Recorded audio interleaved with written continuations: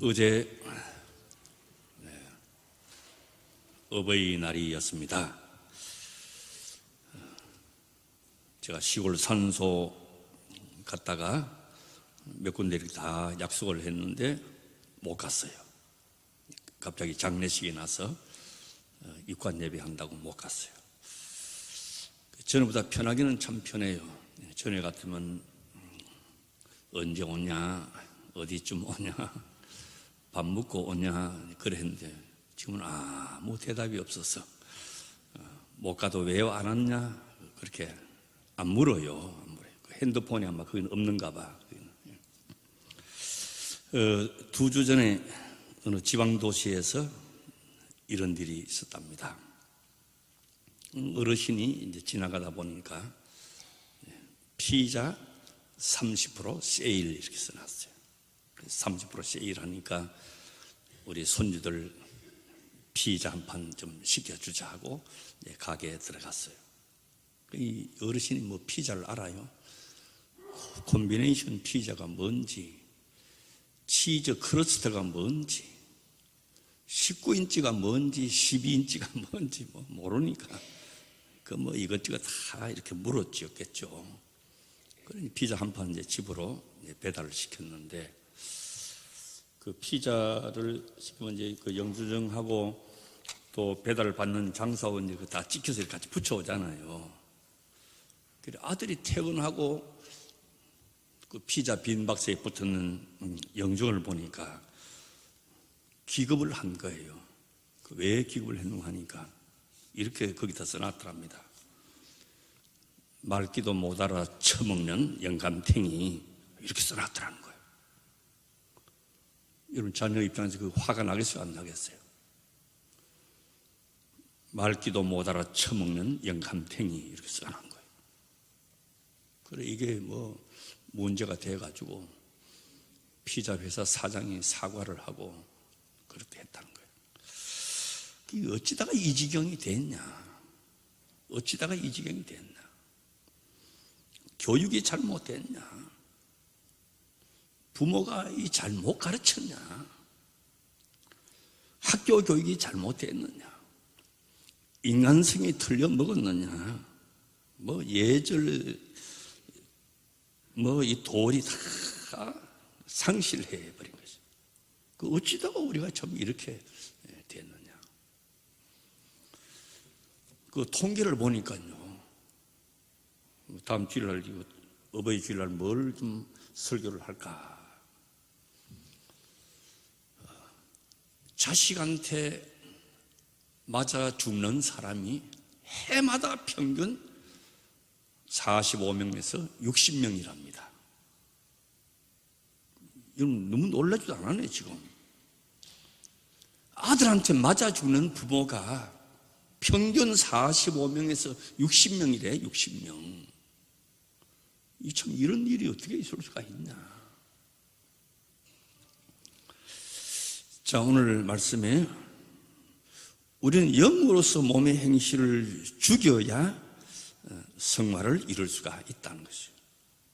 내 몸의 행실, 육신의 소욕, 아직도 나한테 남아있는 죄의 뿌리, 습관, 부패하고 있는 모든 성질들을 이겨내야 된다는 거예요. 하나님께서 힘 주시고 지혜 주시고 절제도 주시는 성령님의 도우심이 필요한데 이게 얼마나 어려웠냐는 거예요. 안 돼요. 우리가 신앙생활을 하면서 우리가 경험하잖아요. 승리할 때도 있지만은 좌절하고 실망하고 실패할 때가 훨씬 더 많아요. 이런 기도 다 구하는 대로 응답하신다 하지만은 언제 이루어질지 그 응답의 기간이 길고 아무런 것이 변화가 없으니까 실망하고 그 어떻게 하면 승리할 수 있을까? 어떻게 하면 몸의 행실을 죽일까? 이거 착한 행실로도 안 되고 도덕적인 생활로도 안 되고 금욕을 한다고 해도 안 되고 그리고 몸의 행실을 죽이는 것은 성경 말씀에 오직 영으로만 가능하다 하는 거예요. 공부 많이 한다고 되는 게 아니고 뭐 수도한다고 되는 것도 아니고, 전에는 육신에 속하였고 육신의 소욕대로 살았는데 이제는 하나님의 자녀가 되었고 구속함을 받아서 영을 쫓는 자고 영의 일을 생각하는 자가 되었으니까 이제 그런 차원에서 이제 이해를 해야 되는데, 육신의 소욕대로 살지 아니하고 몸의 행실을 죽이는 것은 영으로만 가능하다. 그런데 실제로 우리가 왜 실패를 하느냐? 영의 일을 생각하고 영을 쫓아 생활을 살아야 되는데 그렇지 못하거든요. 우리가 여기 있지만은 육신을 쫓아서 살 때가 많이 있어요. 그 원인이 있고 그 과정이 있는 거예요. 왜 실패할까? 왜 영의 일을 생각하고 영을 쫓는 생활을 해야 되는데 안 되냐? 왜 안 되냐? 반드시 원인이 있고 과정이 있는 것이. 제가 스스로 진단하고 하나의 답을 이끌어내 보는 것은, 성도는 결코 나라고 하는 하나의 존재만 생각해서는 안 된다 하는 것을 말씀드리고 싶어요. 성경에 그렇게 말씀하셨어요. 나 하나가 아니고 그럼 누구냐? 주님과 함께, 그리스도와 함께. 사도 바울의 신학의 중요한 요소가 뭐냐면 예수 안에요. 엔 크리스토스, 예수 안에 늘 그걸 강조했어요. 이게 의식화가 돼야 되고, 포도나무 가지와 포도나무의 관계처럼 주님과 함께 되셔야 돼요. 그래야 실패하지 않을 수가 있지. 나 혼자서는 아무리 똑똑한 척 해도 잘 믿어봐야 실패할 수밖에 없는 거예요. 가지는 포도나무 둥치에 떨어져 있으면 아무리 잘라도 열매를 맺을 수가 없어요. 그 둥치에 붙어 있어야 된다. 제가 결혼 주례하면서 꼭 빠지지 않고 하는 말씀이 있습니다. 자, 결혼해서 신혼 가정 이루면 두 사람이 행복하냐? 행복하겠죠. 전에는 한 20년 전만 해도요, 신랑 신부가 좀 벌벌벌 떨었어요. 거기 오면. 나는 그 바로 앞에 세우는 거 바로 보잖아요. 부캐가요, 떨었어요. 이렇게 떨었어요.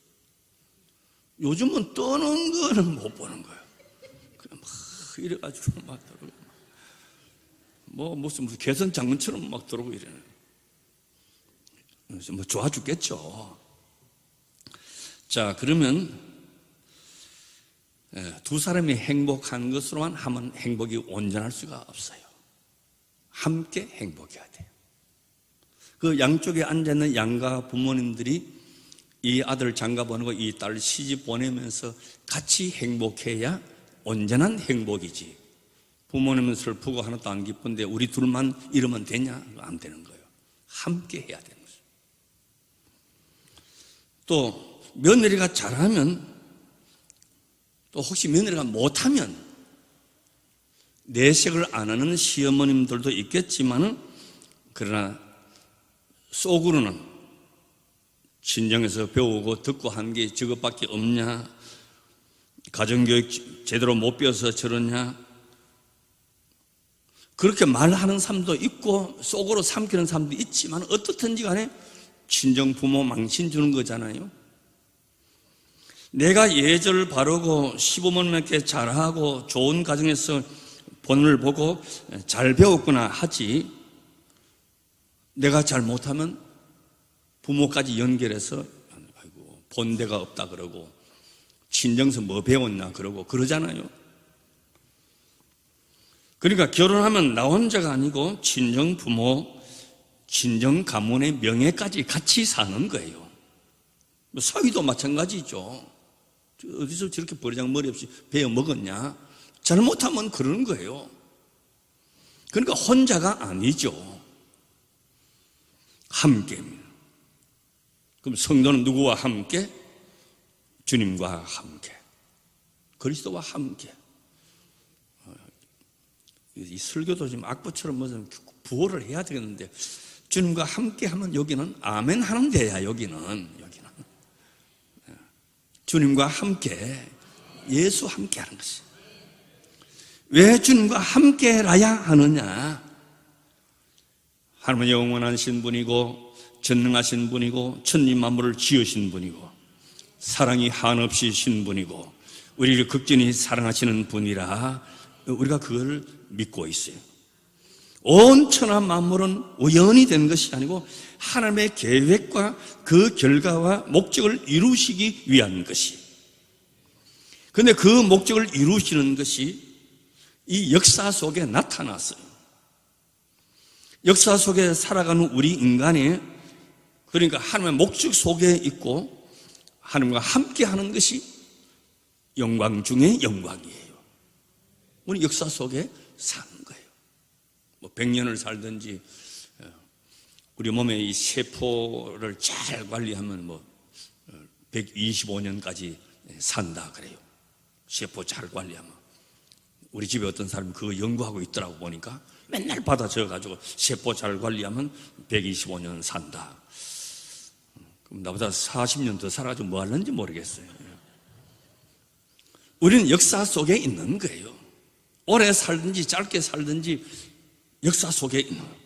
그래서 이 역사는 하나님의 목적과 결과를 이루시기 위해서 여기 있는 거예요. 그리고 주님과 함께는 우리 인간은 영광 중에 영광이라는 말씀이에요. 하나님의 역사 속에 있는 인간이 하나님을 떠나고 하나님을 멀리하는 그 자체가 이거는 이미 잘못된 것이고 이거는 심판받는 것이에요. 로마서 8장 30절 한번 보겠습니다. 또 미리 정하신 그들을 또한 부르시고 부르신 그들을 또한 어렵다 하시고 어렵다 하신 그들을 또한 영화롭게 하셨느니라. 우리를 하나님이 부르셨고 어렵다 하심을 받은 자리까지 왔으니까 우리는 복된 사람이 된 줄로 믿습니다. 역사 속에 하나님과 함께 한다고 하는 영광스러운 것이요. 여기까지 우리가 경험할 수가 있어요. 우리 하나님의 자녀요, 하나님과 함께 사는 자요. 시집가서 잘못하면 친정 욕 듣고 잘하면 친정 부모 영광 돌리는 것 같이 내가 잘못하면 하나님 영광 가리우는 것이고 내가 잘하면 하나님의 영광 받으시는 것이고 교회가 높아지고 나를 통해서 주님을 나타내는 것이고 여러분들이 잘하면 목사도 얼굴이 나는 거야. 우리 자녀가 잘하면 부모님이 영광 받으시는 것이. 우리의 신분을 결정하는 중요한 내용이 한평생을 두고 생각해야 되는 것이 그게 뭐냐? 나는 하나님의 자녀다 하는 것이. 주님과 동행하는 자이다. 예수님께서 십자가에 못 박히신 것도 나를 하나님의 자녀 되게 하고 하나님을 나의 아버지라 부르게 하기 위해서 예수님이 친히 십자가에 못 박히신 것이에요. 이것이 신앙의 핵심이고 기독교 복음의 내용이에요. 그래서 우리가 하나님의 자녀로 살려면 그리고 하나님의 자녀로서 삶을 영위하려면 몇 가지를 생각해야 된다. 한 4가지 제가 말씀드리면 자, 첫째, 내가 하나님의 자녀라고 생각한다고 한다면 나는 축복받은 존재라 하는 인식을 가져야 된다. 나는 축복받은 존재다. 자기를 비하하고 자기를 비천하게 보면 안 돼요. 왜? 나는 하나님의 자녀이기 때문에 그래요. 예수 믿는 것은 그리스도 안에서 자기의 존재를 소중히 여기는 것이에요. 나는 축복받은 존재다. 독생 성자를 피로 값주고 사신 자니까 얼마나 우리가 존귀한 자냐는 것이에요. 첫째, 그걸 가져야 되고, 두 번째, 하나님의 자녀는 자신을 비워야 되는 것이에요. 나는 아무것도 아니고 하나님의 은혜가 크고 축복이 크고 나를 깨끗이 비워야 하나님의 은혜가 거기에 충만하게 임하는 것이에요. 나는 아무것도 아니고 주님의 은혜, 전적인 은혜다. 자기를 비워야 그 마음을 가질 수가 있는 것이고, 세 번째는 하나님의 능력을 내 안에서 인정하는 거예요. 나는 힘이 없고 내 노력도 아무것도 아니고 오직 하나님의 은총 가운데서 내가 상상할 수 없는 엄청난 역사를 이룬다 하는 것이에요. 네 번째, 하나님의 자녀로서의 변형이에요. 변형이란 말이 좀 적절한 용어인지는 모르겠습니다만, 변형. 나는 새로운 피조물이다. 전에는 육신의 소욕대로 쫓아 살았지만 이제는 영을 쫓아 사는 자니까 변형된 거예요. 새로운 피조물이다. 계속 발전하고 계속 주님의 은혜를 받아서 내가 변신하는 거예요. 낡은 것이 새롭게, 미움이 사랑으로, 게으름이 부지런함으로, 교만이 겸손으로 변화되어져야 되는 거죠. 뺀질이가 아주 봉사꾼으로 바뀌는 거죠. 이 하나님의 자녀의 모습이 되는 것이죠. 이 네 가지 자기 인식이 있어야 되는 것이죠. 자, 그 다음에 하나님의 자녀의 모습을 보면, 이는 코치라는 말을 많이 쓰죠. 코치. 뭐 코치한다, 코치받는다 그러잖아요. 운동 경기에는 반드시 코치가 있어야 돼요. 이 코치란 말이 여자분들이 좋아하는 그 가방도 코치 가방이 있잖아요. 그 꽃 같은 거예요, 코치라는 게. 야구에도 코치가 있어요.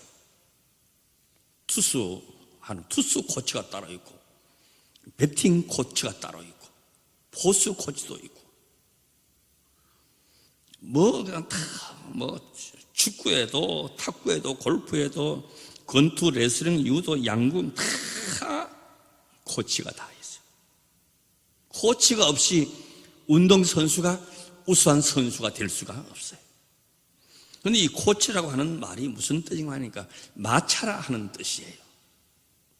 처음에 이제 마차가 교통수단할 때 사륜 마차를 처음으로 시작한 그 동네가 코치라고 하는 동네였답니다. 그래서 거기서 코치라고 하는 말이 붙은 거예요.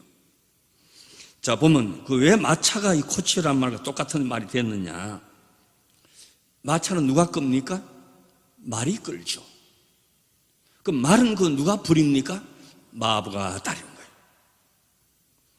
그러면 가자 하면 말이 가고 뛰라면 뛰고 오른쪽 왼쪽 마부가 다른 거예요. 우리 농촌의 소를 농부가 다루잖아요. 오오오 하면 이제 서고, 이리야 하면 가고, 오른쪽 왼쪽 그 꽃비를 조절하기도 하고 그러잖아요. 말은 마부가 다른 것이죠. 마부에는 말을 잘 알아요. 말도 사람처럼 성격이 있답니다. 성질이 급한 말도 있고요. 또 아주 인내력이 강한 말도 있고. 그럼 마부는 그 말의 성격을 잘 알아서, 능력을 잘 알아서, 성향을 알아서 적재적소에 배치하는 거예요. 이런 네 마리가 끄면 앞에 어느 말을 세워야 될 거냐, 뒤에 어떤 말을 세워야 될 것이냐, 오른쪽에는 어떤 말을 세우고 왼쪽으로, 그 다 그냥 되는 대로 세우는 게 아니에요. 마부가 그 말의 성향과 능력을 알고 세우는 거예요. 그러니까 말이 가지고 있는 그 잠재력을 극대화시키는 거예요. 그리고 훌륭한 마부고 잘하는 코치란 말이에요. 자, 그러면 내 인생의 코치가 누구냐? 여러분, 코치가 누구예요? 어떤 코치에게 지도를 받느냐? 코치 없이 내 인생에도 열심히 하면 된다, 그럼 훌륭한 사람이 될 수가 없어요. 좋은 코치를 만나야 내 능력을 극대화하고 잠재해 있는 그 은사를 개발해가지고 잘 될 수가 있는 것이. 훌륭한 코치를 모시고 그 코치의 지도를 따라요.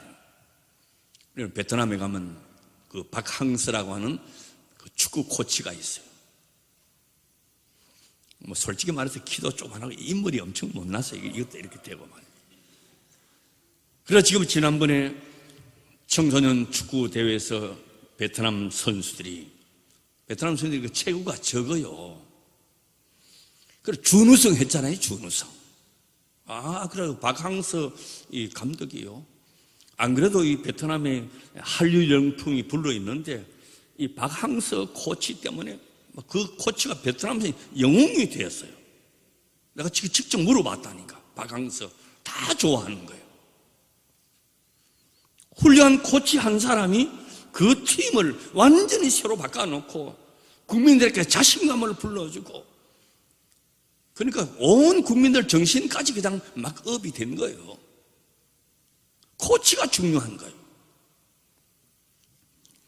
그럼 하나님의 자녀는 누구의 코치를 받아야 되느냐?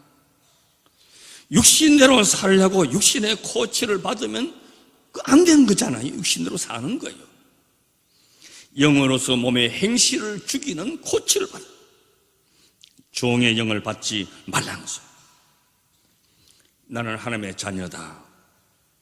그럼 내가 하나님의 자녀인 것을 무엇으로 증명하느냐? 증명합니다. 자, 이런 기사를 봤어요.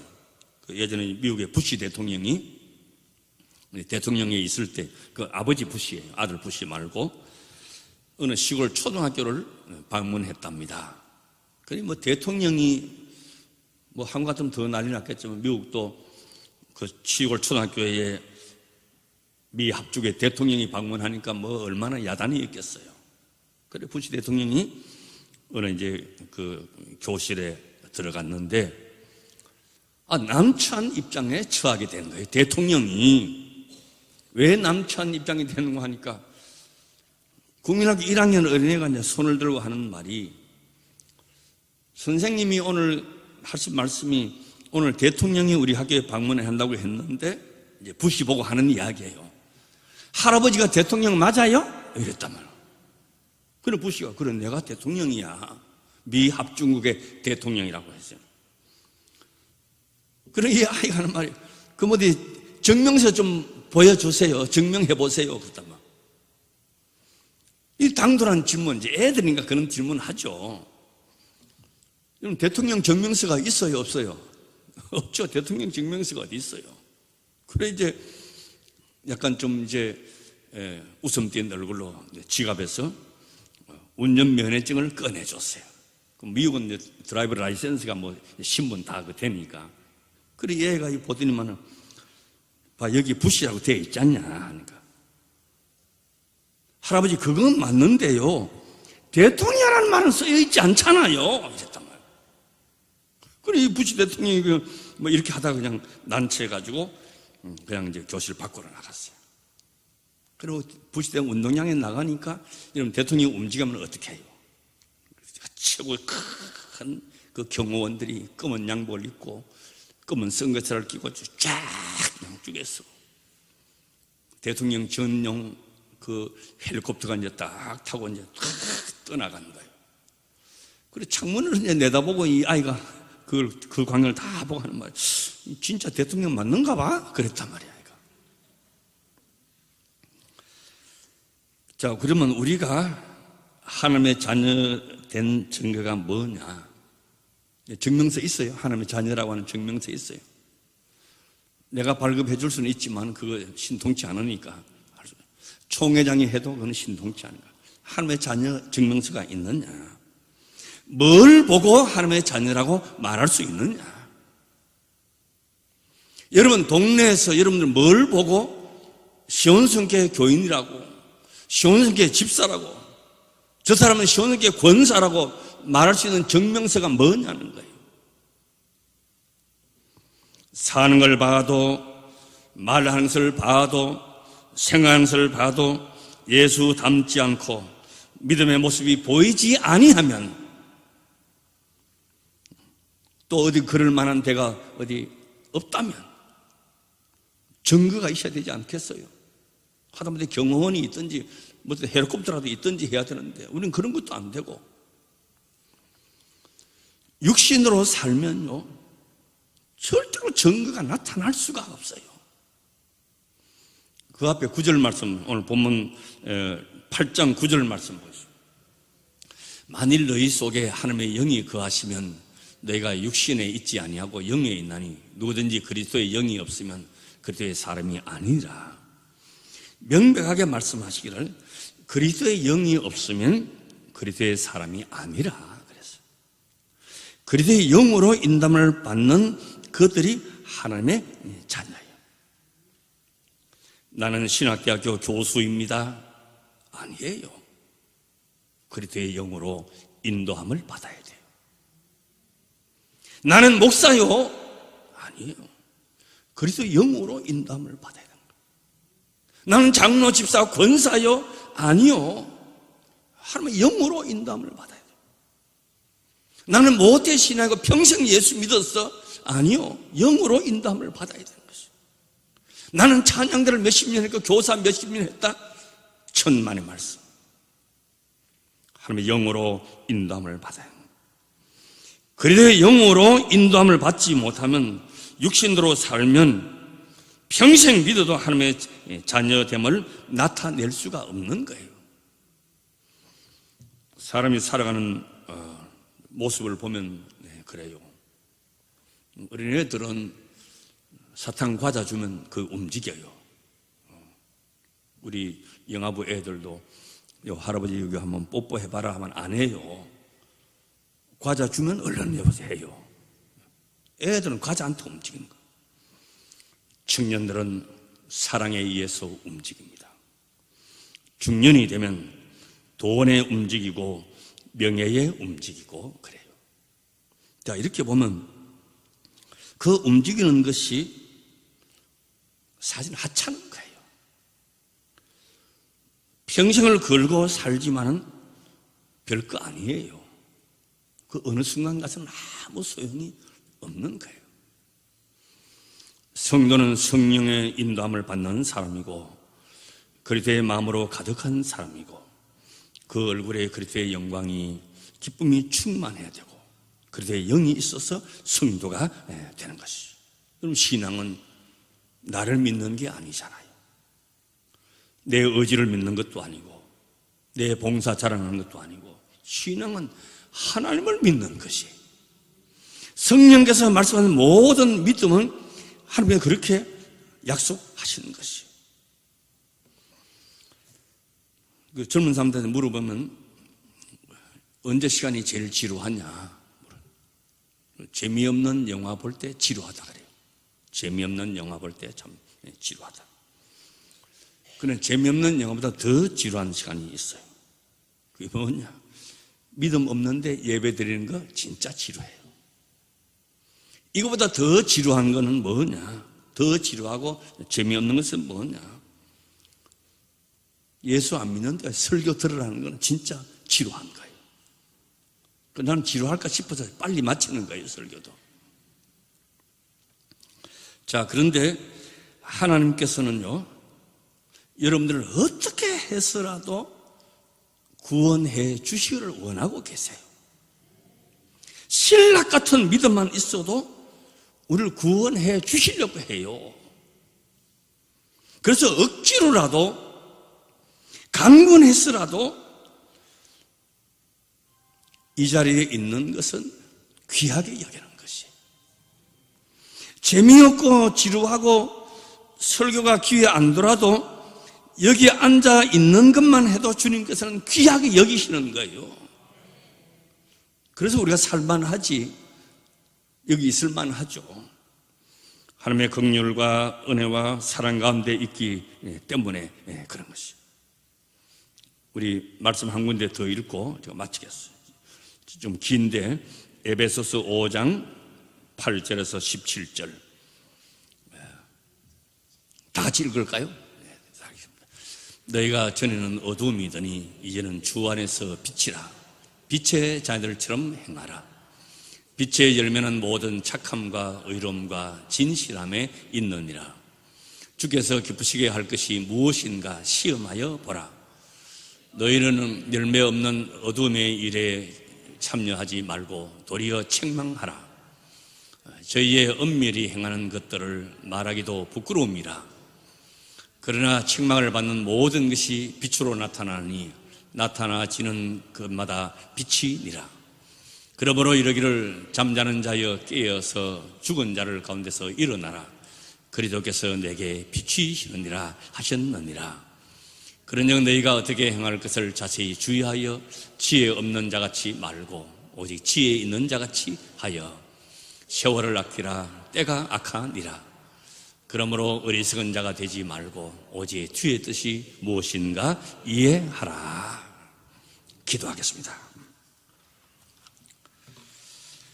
주님, 육신의 소욕을 죽이고 성령을 쫓아 행하여야 마땅하지만은 저희들이 오래 믿어도 늘 실패하는 것이 많습니다.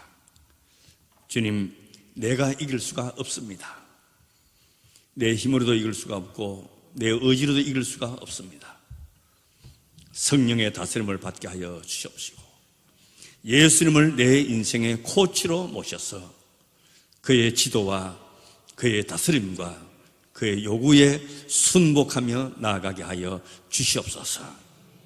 세상에 받는 코치는 다 끊어버리고 예수님 내 코치로 모셔서 영의 지배를 받는 우리 모두가 다 되게 하옵소서. 다음 주일은 어버이 주일입니다.